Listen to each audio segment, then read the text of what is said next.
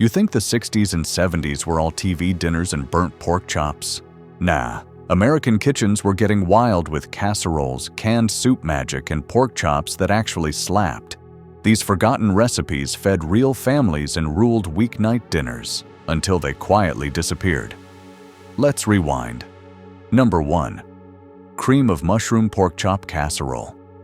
Before anyone started trash-talking canned soup, this casserole was straight-up royalty. Cream of mushroom pork chop casserole showed up on countless dinner tables because it worked. You'd brown thick pork chops just enough to get that golden crust, then lay them in a baking dish with sliced onions and potatoes. Then came the secret weapon: 2 full cans of cream of mushroom soup, undiluted, poured right over the top like a creamy blanket. A splash of milk, maybe some black pepper, and into the oven it went. 45 minutes later, those chops were fork tender, swimming in rich gravy with potatoes that soaked up every drop. 1 pan, no stress, maximum comfort. This was weeknight dinner perfection. Number 2. Hawaiian pork chops. Hawaiian pork chops were the peak 60s and 70s fantasy food. This was America pretending a can of pineapple could teleport you straight to the tropics. You'd start by browning bone-in pork chops until they had that caramelized edge. Then came the magic sauce: pineapple juice mixed with soy sauce, brown sugar, a splash of vinegar, and a good shake of ground ginger. The chops went into a baking dish, each one crowned with a pineapple ring, like it was on vacation. That sweet, salty glaze got poured over everything, and into the oven it went. By dinner time, the pork was sticky, glossy, and tender, with caramelized pineapple edges. Serve it over white rice, and suddenly your Midwest kitchen feels downright exotic. Number 3. Pork chops and sauerkraut. Pork chops and sauerkraut were old-school comfort with deep roots and zero apologies. This dish appeared everywhere from Pennsylvania to the Midwest, especially when cold weather arrived. Thick pork chops got nestled right into a bed of drained sauerkraut, sometimes with sliced apples or onions thrown in for balance. A splash of apple cider or beer was added. Then the whole thing was cooked low and slow until the pork turned fall-apart tender. The kraut mellowed out, losing that sharp bite and turning tangy sweet, while the pork fat soaked in and did all the heavy lifting. It wasn't flashy, but it was hearty, warming, and tasted like home. Number 4. Pork chops and rice casserole. Pork chops and rice casserole were the ultimate don't-touch-it-while-it-cooks dinner. This one was pure 1960s genius. You'd spread uncooked white rice straight into a baking dish.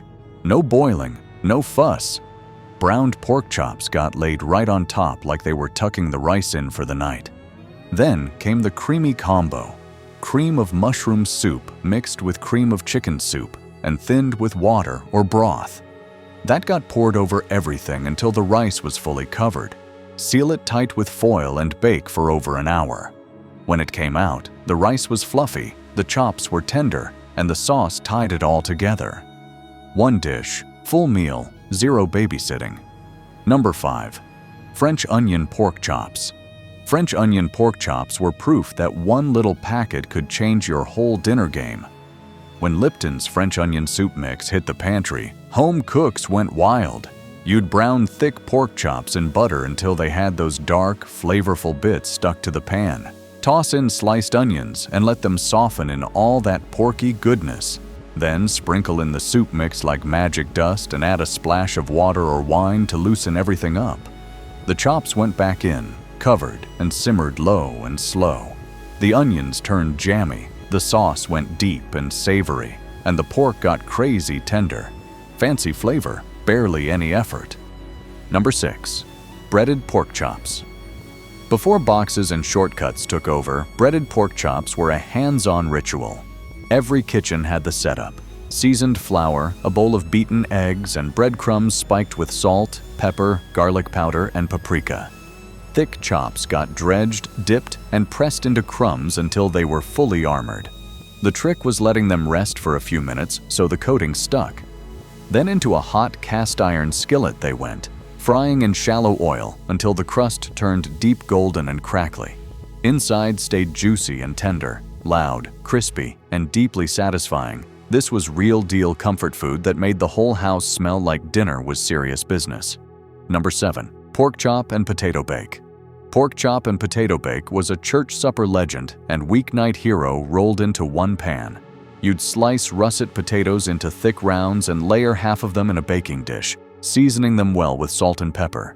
Browned pork chops went right on top, then the rest of the potatoes covered everything like a blanket. The sauce was classic: cream of celery or mushroom soup mixed with a splash of milk, and sometimes a handful of shredded cheddar if folks were feeling fancy.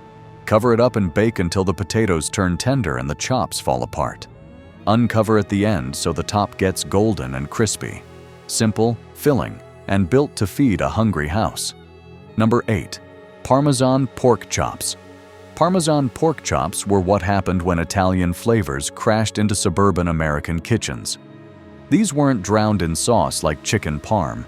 They were all about that crispy, cheesy crust. Thick pork chops got dredged in flour, dipped in beaten eggs, then pressed hard into a mix of breadcrumbs and freshly grated Parmesan.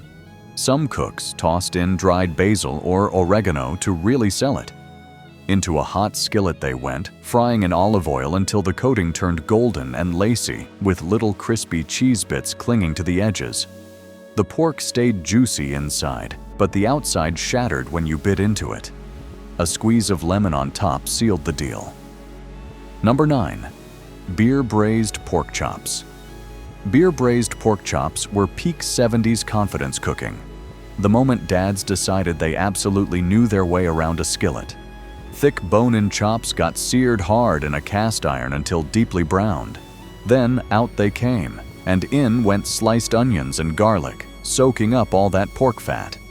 Next came the star of the show, a full can or bottle of beer. Nothing fancy, lager or ale, whatever was in the fridge.